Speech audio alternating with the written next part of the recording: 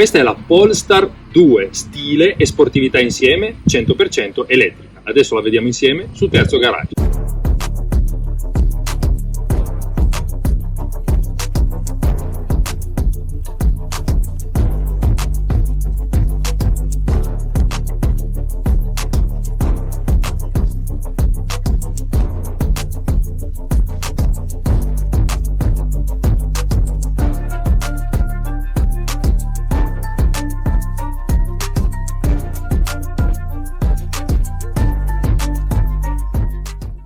Già il frontale dice molto di quest'auto. Abbiamo una calandra essenziale ma molto grintosa con questi elementi quadrati tridimensionali, al centro una delle 5 telecamere che possono poi essere utilizzate attraverso la retrocamera di parcheggio a 360 gradi.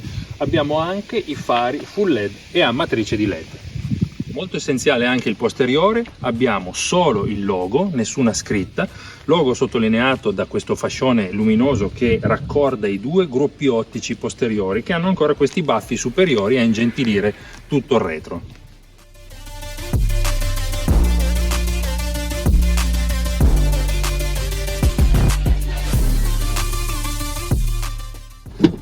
Non c'è alcun tasto di accensione.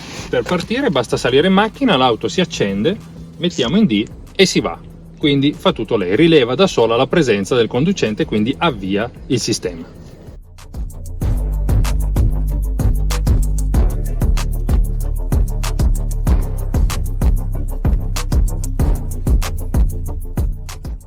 Eccoci qua sulla Polestar 2. Inizialmente appena salito ero un po', come dire, perplesso, perché questa zona centrale molto ampia, questo tunnel centrale un po' ingombrante, mi dava un po' fastidio. Poi devo dire che ci si abitua.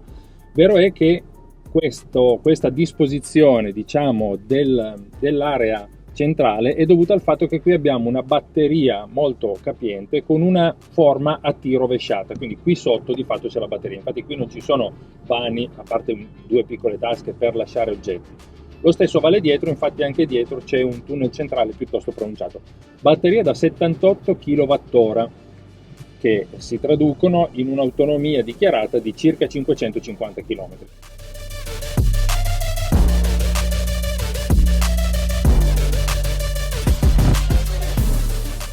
Anche quando siamo su queste salite anche un po' impegnative, il motore elettrico risponde molto bene. Qui abbiamo un single motor, l'abbiamo detto, trazione anteriore, che sviluppa 231 cavalli e 330 Nm di coppia che è disponibile subito in basso, come tutti in basso. Qui non c'è praticamente il regime di giri da tenere in considerazione. Qui abbiamo un motore elettrico che comunque anche in queste salite davvero basta chiamare per averne immediatamente la risposta. Qui abbiamo un fondo un po' sconnesso, le sospensioni però lavorano davvero bene e riescono a mantenere l'auto sicura anche nelle curve.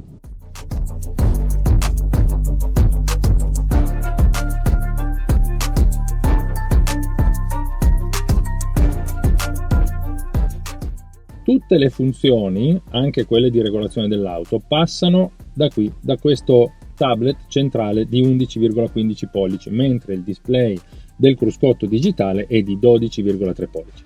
Qui abbiamo la possibilità di scaricare delle app perché qui abbiamo il sistema operativo Android Automotive.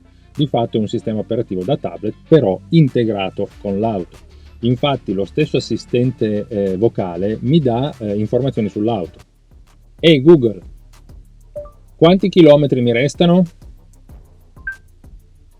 Puoi guidare ancora per 290 km con la carica rimanente. E siamo al 64% di batteria. Ovviamente tutte le app che si scaricano poi appaiono qua, sono facilmente raggiungibili da questo simbolino che è quello dei 4 quadratini, quello delle app. Qui abbiamo anche tutte le informazioni relative alla macchina, supporto, quindi supporto guida, la possibilità di consultare e attivare da qui, ma anche da qui, il cruise control adattivo, il mantenimento attivo di corsia, driver alert, il riconoscimento dei segnali stradali, i sistemi di emergenza anticollisione, quindi frenata di emergenza. Ideata sulla ricarica e sullo stato di carica della batteria.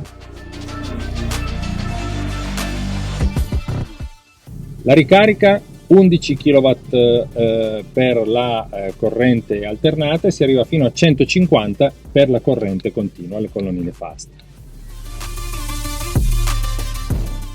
Anche in queste strade tortuose, aumentando la velocità con criterio sempre, in questi zig-zag, l'auto dimostra di avere un assetto davvero ben tarato, il rollio è minimo e quindi la sicurezza di guida alta. È davvero divertente anche nei piccoli tratti rettilinei andare a spremere tutti i 330 Nm della coppia per poi avere un'azione frenante anche molto efficace in curva e poi impostare la successiva sterzata.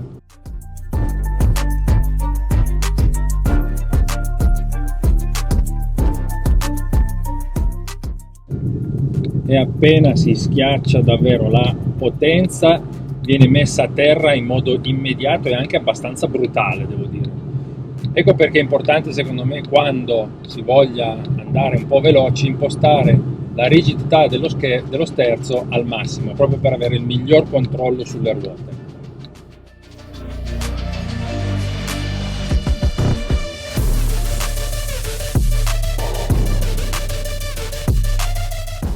Le linee della plancia sono molto pulite, i materiali sono di qualità, qui abbiamo materiali piuttosto morbidi che vengono riproposti anche nel pannello porta, così come questi inserti in tessuto che sulla porta stessa nascondono le casse dell'impianto audio. L'abitacolo è molto molto silenzioso, ovviamente, ma davvero non ci sono scricchioli, quindi qui gli assemblaggi sono stati fatti in maniera curata. Questo del resto Polestar è il marchio premium di Volvo che a sua volta, pur mantenendo sede produttiva in Svezia, è stata acquistata ormai anni fa dal gruppo Geely, dal gruppo cinese Geely.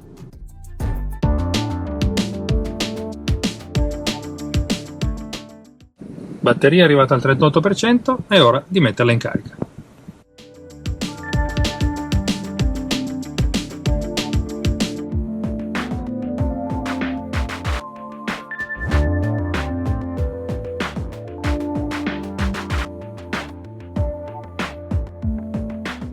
Durante la carica il cruscotto con quella cornice, con quella ovale verde, indica appunto l'auto in ricarica e abbiamo già la batteria all'80%. Quando sono passati 17 minuti, sono le 16:50, avevamo lasciato l'auto alle 16:53, 51 minuti adesso.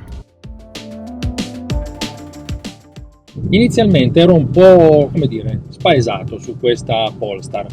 Linea di cintura molto alta, quindi finestrini più piccoli, posizione di guida più sportiva rispetto a quella solita che io utilizzo, però devo dire che ci si abitua abbastanza in fretta. Il sedile permette elettricamente di regolare non solo l'avanzata e il livello di altezza del sedile stesso, ma anche a livello lombare, e questo sicuramente contribuisce a trovare la posizione migliore, compresa anche la regolazione in profondità e in altezza del volante. Quindi, nonostante l'auto non sia così bassa da terra, perché sono 15 cm, poi una volta dentro la posizione davvero è un pochino più sdraiata.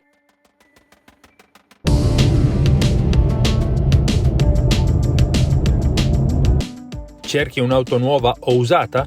Prova il nuovo portale autoit.it oppure scarica l'app. Ci sono anche gli accessori. autoit.it.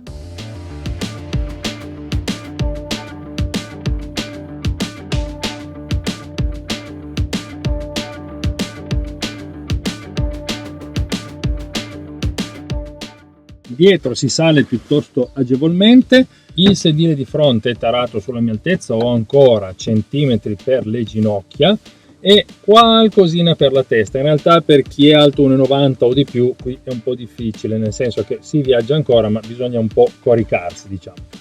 Il problema è questo tunnel centrale molto pronunciato e ovviamente chi dovesse stare in mezzo avrebbe delle problematiche, diciamo, per muovere i piedi.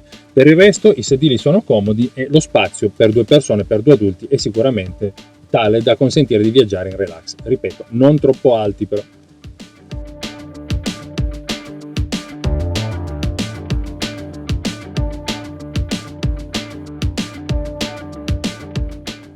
possiamo vedere in azione la retrocamera di parcheggio a 360 gradi che ci mostra tutto quanto ci sia intorno all'auto, come se avessimo una visione dall'alto. Segnala anche quando stia arrivando un veicolo da uno dei due lati.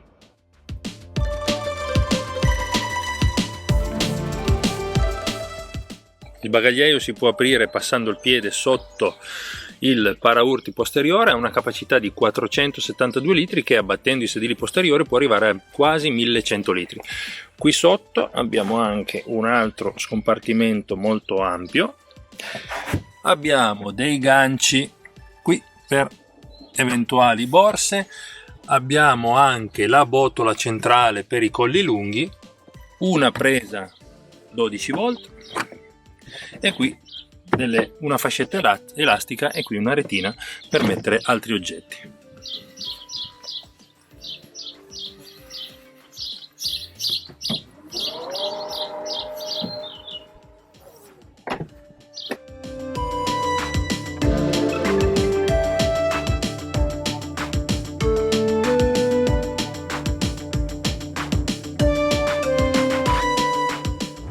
E con la Polestar 2 è tutto, è stato veramente divertente guidarla, spero che il video vi sia piaciuto, in questo caso lasciate un like e iscrivetevi al canale. Alla prossima, buoni chilometri a tutti, ciao!